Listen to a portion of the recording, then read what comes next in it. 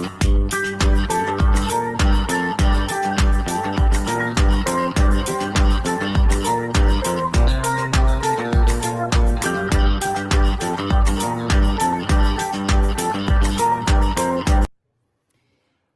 hello everyone, good evening. Today I will be talking about the smart home I didn't ask for. So my name is Nils Amier.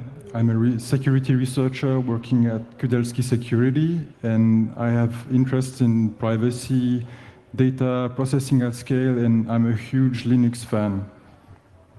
So what is this about? Basically, I'm going to tell you my story with a smart home. And first, we'll talk about how I analyze network traffic, then how I analyze the tablet itself, the findings I discovered, and how I disclose those findings.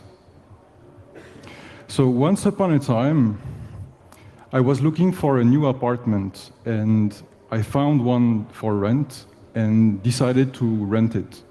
And the day I moved into this new apartment, this was on the wall. So it's a wall-mounted tablet that runs an app in kiosk mode, so there is no apparent way to escape that app. And you can use it to control assets inside of the apartment, such as motorized blinds, control the heating, turning on and off the lights. And when someone rings at the doorbell, you can also open the building's main entrance door. And more buildings come pre-installed with such smart devices, and they have very deep integration into the house or apartment. And tenants who rent the apartment become dependent on these devices because they really have to use it to do day-to-day tasks. And one example of that is, for example, if you have a balcony and you have blinds that are on the outside of the windows, and if the blinds are down, you cannot get out on the balcony. And the only way to get on the balcony is to turn the blinds up, and you have to use that tablet to turn the blinds up. There's no other way, no manual knob or anything. So this really creates a dependence on the smart device. So this tablet can be used directly, but there's also a feature that lets you pair a smartphone to the tablet. It can be an Android or iOS smartphone. There's an app for that. And when you want to pair it, you click a button on the tablet. It's going to generate a 4-digit code. And then you have 60 seconds to enter that very same 4-digit code on the smartphone app. And if it's the right code, then it gets paired with the tablet.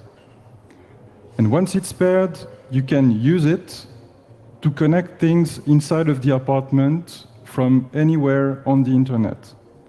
So at that point, I was really skeptical and started to really wonder what the security of the system was like.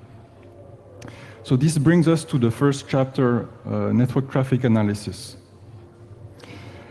So I had a look at the Android smartphone app that's called eSmart Live, and I quickly saw that it mostly produces encrypted traffic, so there's not much to be seen in the clear text traffic. So I was like, okay, we can do a man-in-the-middle attack to see what's going on and see the clear text traffic here if there's no special protection. So I used the Pixel 4 smartphone, that's what I had. It was running Android 11, and I rooted it with Magisk, just follow the tutorials. And since Android 7, the apps on Android only trust system-wide certificates, and you cannot install them directly. You have to install user certs first. So what I did is I used an extension that you can install directly from the Magisk app called Move Certificates, and that can be used to move a user cert to a system-wide cert so that then your cert is trusted by the app. So that's what I did. And just analyzing the traffic, so we see that there's very little HTTPS traffic, but the meat of the traffic is using XMPP, which is a chat protocol. So to intercept the HTTP traffic, I used a tool called Meteum Proxy, but we could have used Burp Suite or whatever proxy you'd like to use.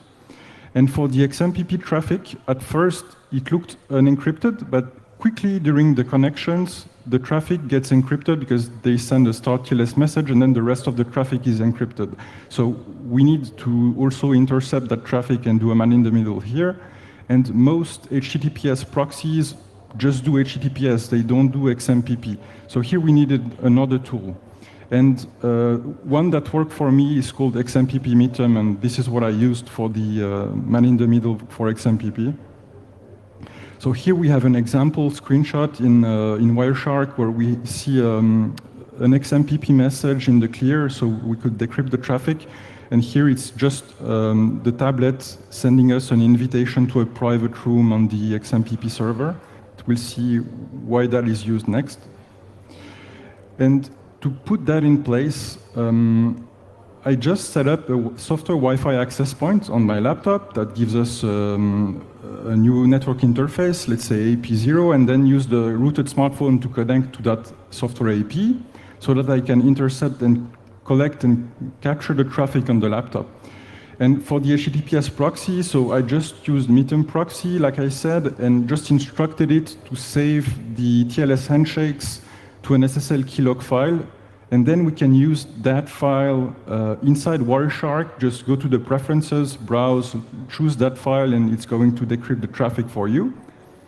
And for the XMPP proxy, it's very similar. It's just that apparently the app was checking for the domain name that was in the certificate. So I had to generate one that had the domain name xmpp.mysmart.net, so that works. And then, same thing, we just run the tool, say that we want to save the TLS handshakes to an SSL keylog file, and do the same thing with Wireshark. And finally, last thing that was needed is we needed to do some redirecting to some ports and some addresses with IP tables so that the traffic goes in the right direction. So in the end, we see that we could actually see the traffic in the clear. So the app was not doing any certificate pinning, and inside the XMPP messages, JSON payloads were sent. And here we have an example of one of these payloads. So for example, here, when I was on the app, I clicked a button to turn on a light, and it just sends like a payload where the body says, turn on asset number 13, and 13 was a light.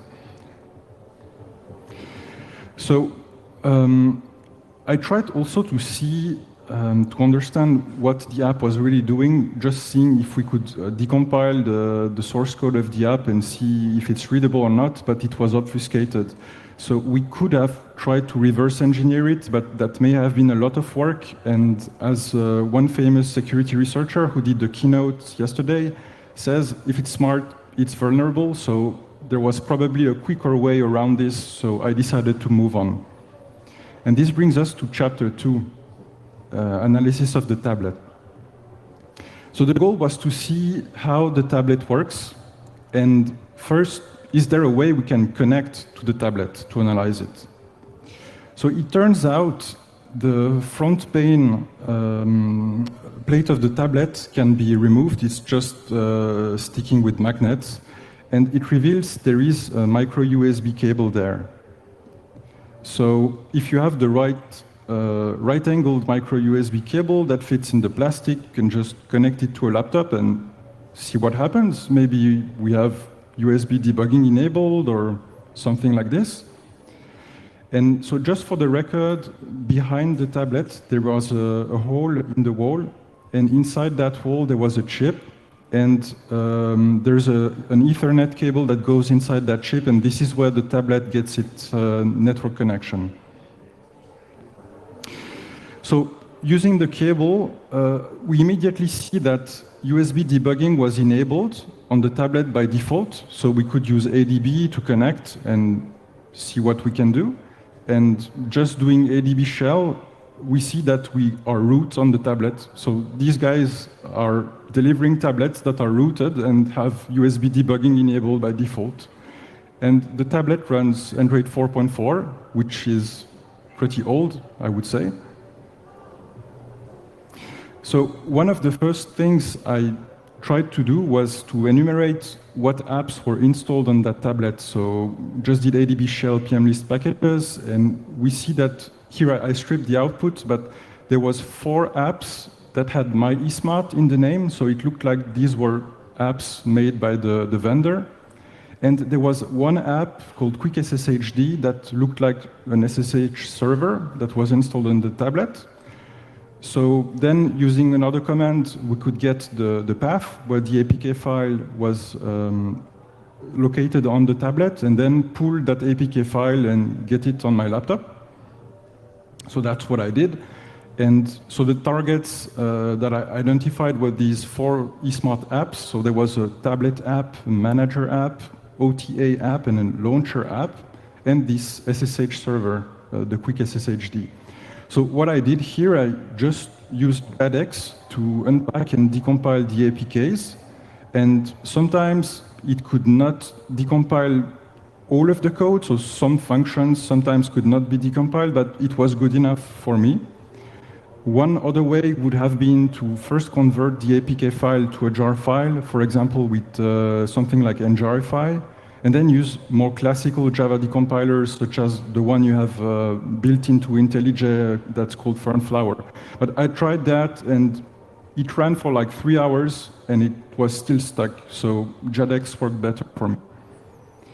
So after decompiling that, I had a look, and the 4 eSmart apps were actually not obfuscated, so it was really easy to see what happened there. So here we have a screenshot of some part of the code that was inside testing. Okay. That was inside of the tablet app, and here it's part of the code that is used to unlock the door when someone rings the main building entrance door. In the code, we also see that there are 4 different versions of the tablet hardware. So the one I had installed in my apartment was the RK3188, but there's mentions of 3 others, C91, C93, and Finch. And apparently, some versions of the tablet are running a different software or do different stuff. Maybe they have a different UI. It looks like there are at least 2 versions of it inside. What I also did next is I copied files from the tablet that were in some specific directories that could be interesting, like data, and the SD card folders. In data, there was a specific directory for each app, and in the tablet app folder, there was this file called doorip.txt. That contained the IP address of the main building entrance door, so 10.0.5.100, that was for my building. And in the code, like we've seen in the screenshot before here, what it did actually is it just does an HTTP GET request to some URL on the door IP, and that just opens the door. So there's no authentication. You just have to be connected to the internal network, and that's it. You can replay the traffic and open the door. So that's what I did. And here's a quick video. So just for the video, I had my laptop plugged to the internal network inside the apartment, had an SSH server running on the laptop, and I connected to that using my smartphone from the outside of the building to open it. And the smartphone was just doing the HTTP request to open the door.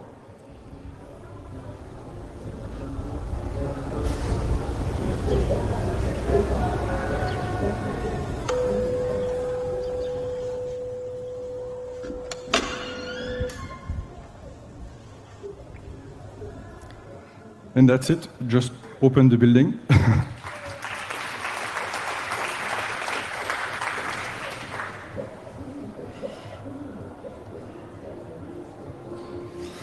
So in my neighborhood, there were actually 6 buildings, and in each building there was 8 apartments, and in each apartment there is 1 tablet, and just 1 building door per building.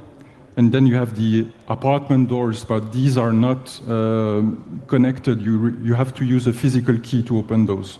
So all of those tablets and the door are connected to a switch, and then all the switches are interconnected. So basically the whole neighborhood is connected. So they share the same network, and what I did is I was connected on that network and looking at the IP address, and I was like, okay, 10.0.5.7, I'm in building E, apartment 7. It looks like there's a logic in the naming of the IP addresses. So you could just like target a specific tablet or a specific door. You can just guess which one it is, but just by the number and the IP address. So for example, if you want to target the tablet inside building B, apartment 5, it's 10.0.2.5. And if you want to target the door of building B, it's 10.0.2.100. The doors are always .100. So I tried to ping the tablets in my building first, that worked, and then I tried to ping stuff in the other buildings, and it also worked. So yeah, it looks like we could open the doors in the whole neighborhood. I didn't do it for legal reasons, but when I reported it to the vendor, they didn't deny, so it looks like it would work. And so just as a reminder, you cannot open the apartment doors, right? It's the main building door. You still need a physical key to get inside the apartment. So this brings us to the findings chapter.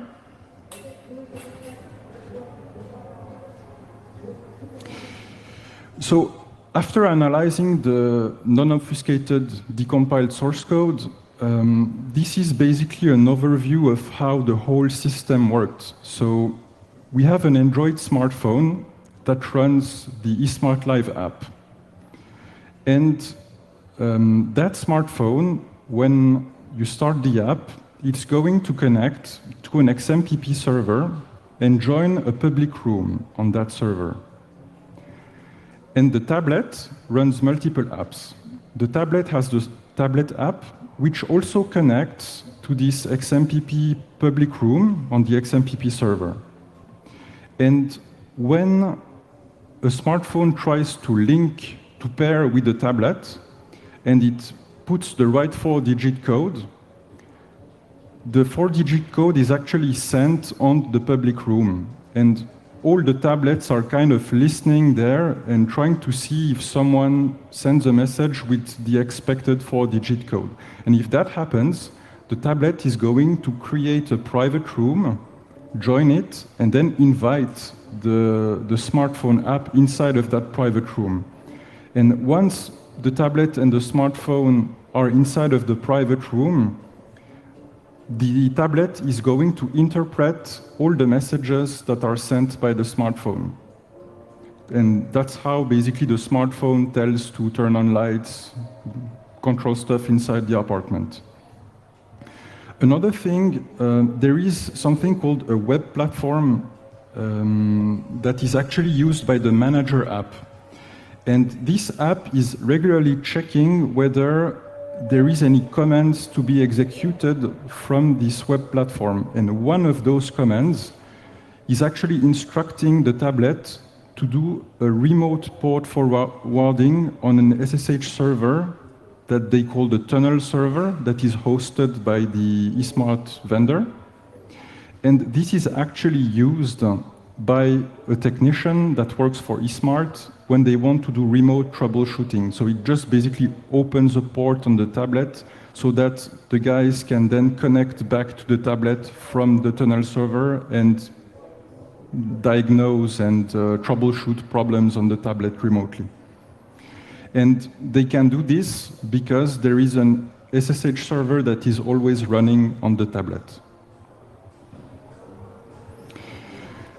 So as I said, when we start the smartphone app, it connects to the XMPP server, and both the tablet and the smartphone app have something called a Jabber ID or a JID that is something used in the XMPP protocol, and this value is derived from some random value and the MAC address of the device. And when authenticating on the XMPP server, the way it works is it uses password-based authentication with SASL and the digest MD5 mechanism, the password is just this JID, and the username is just this JID, and the password is a hash of this JID concatenated to some random value. And registration appears to be open on this XMPP server, and this is actually what the tablet does when it first runs. So when they deploy a new tablet, it's going to register, basically generate credentials, generate a JID, a password using the technique described above, and register on the XMPP server, and then connect using that the next times. So they both join this public room, and when there is an invite, the tablet creates a private room that is named as its JID and then concatenated with @conference.mysmart.net. And when pairing is successful, it invites the smartphone inside it, and then, as I said, it's going to interpret the messages. So I was wondering, is there a way we could remotely exploit this? Because the room name is just the GID plus some hard-coded string. So maybe there is a way we can guess the MAC address, or maybe just connect to the XMPP server, and since it's open registration, you could just create an account, connect there, and enumerate the devices that are inside of the public room.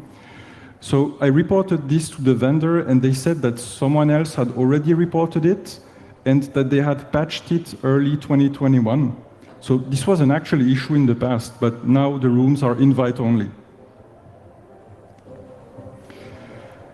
So this is just a screenshot. I mentioned the web platform before. When you go to that URL, you will just see a login form, and this platform apparently is eSmart for sending comments, but also for the agency that owns the building, for example, to send messages to tenants in all the apartments.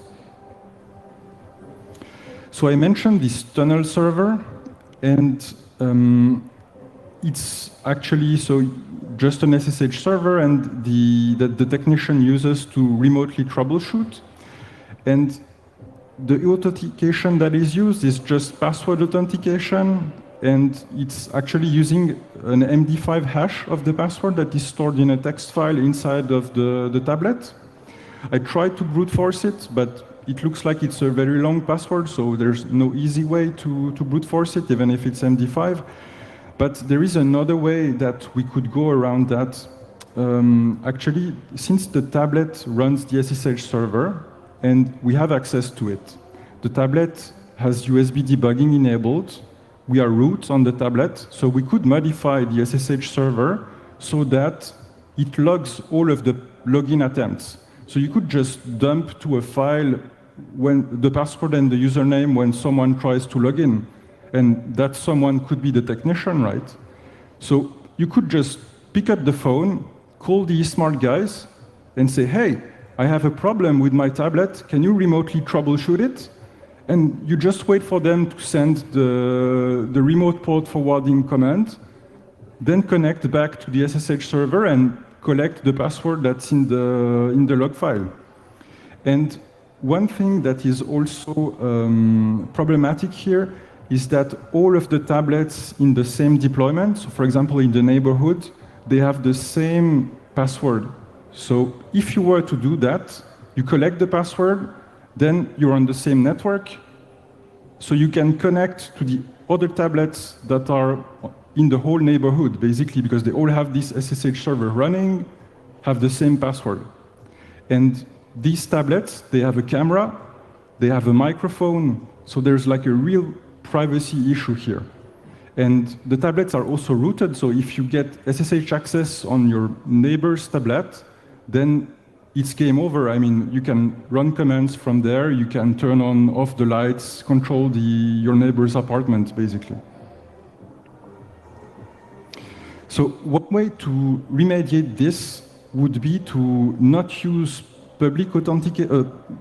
password authentication for the SSH server, but use public and private key authentication. So this way, even if we control the server, there is no way to get the private key. And another thing is that this server doesn't need to run at all times. They could just shut it off and turn it on only when it's needed and when they need to troubleshoot. They already have the web platform to trigger the command, so they could do it at that point. And some other findings, so the tablets are all on a separate internet connection, and the owner pays for it. So you could enable a Wi-Fi hotspot on the tablet and get free internet, since I'm not paying for it. You could also spam the pin codes, the 4-digit pin codes when you are trying to pair the smartphone with the tablet. So there is no throttling when sending a pin. So you could just try all possible combinations and wait for someone to try to pair a smartphone, and I guess you would be connected to a random person's tablet for a while until they figure out that it's not the right device that's connected to their tablet. I guess you would also get detected pretty quickly, but you could still be able to connect. So this brings us to chapter 4, disclosure. So just a quick summary of the findings. So USB debugging was enabled by default on the tablet. The tablet is rooted. We can open the door of other buildings if we are on the same network. The tablet runs an old version of Android that doesn't get security patches anymore. The apps on the tablet are not obfuscated. There is no certificate pinning on the Android smartphone app. The SSH server on the tablet uses password authentication, so we could collect this password. And there is no rate limiting for the pin code for pairing. So in December last year, I reported all of these to the smart team via email, and they acknowledged receipt the next week. Then the next day, they gave me an official response to all of the items, but I thought it was not really clear because some of the points maybe were not really well explained. So I offered them to meet them in person because they were not too far from where I lived. And we had to wait just a bit because it was almost the holidays. And then in January, I reminded them that I wanted to meet them to explain the impact of the findings. And finally, we settled on a meeting date. And finally, we met mid-February and explained all of the issues. And they said they were going to work on it and prepare some fixes. And finally, in May, I notified them that this talk was accepted and that I was about to publicly disclose it. And I received a response saying that a fix was in progress and that it will be deployed this month if the final tests were successful. And then I had no news, but I checked in like 2 weeks ago, and they had disabled USB debugging, so it's not enabled anymore by default. And the SSH server has been uninstalled from the tablet. So in conclusion, smart devices should be built with security in mind from the start.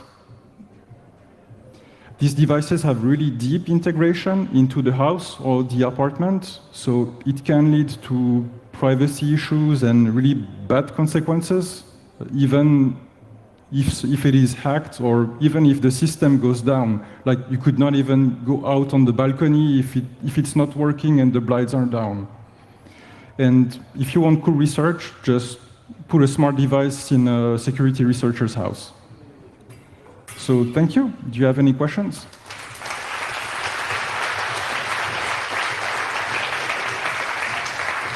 So thanks a lot. We have about 2 minutes left, and if there are any questions, please ask them. Microphone in the back, please. Hi, cool talk, by the way. Were you able to figure out the protocol that a tablet speaks to your smart house, so you maybe could replace it with something that's not terrible? That's a good question. So I have not looked at what the tablet does when it speaks to the actual assets in the apartment. What I just saw in the code was that it was opening a connection, a serial port, and I guess it sends something to the module that was behind the tablet inside of the hole, but I haven't looked at it. Okay, Signal Angel, do we have any questions from the internet? No. So microphone in the front, please. Hi, thank you for your talk. You said the tablet had a microphone and a camera.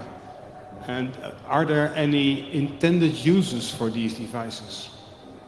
Yeah, that's a good question. So inside of the apartment, I think the camera makes no sense because when someone rings at the door from the outside, you can see them from inside the apartment, but they cannot see you. So the camera should not be there. And in my apartment, I just put a sticker on it so nobody can see it.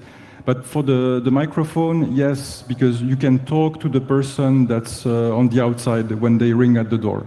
Yeah. Okay, and we are out of time. And I would like to thank you for this very interesting but quite frightening talk. So one round of applause, please, for Niels.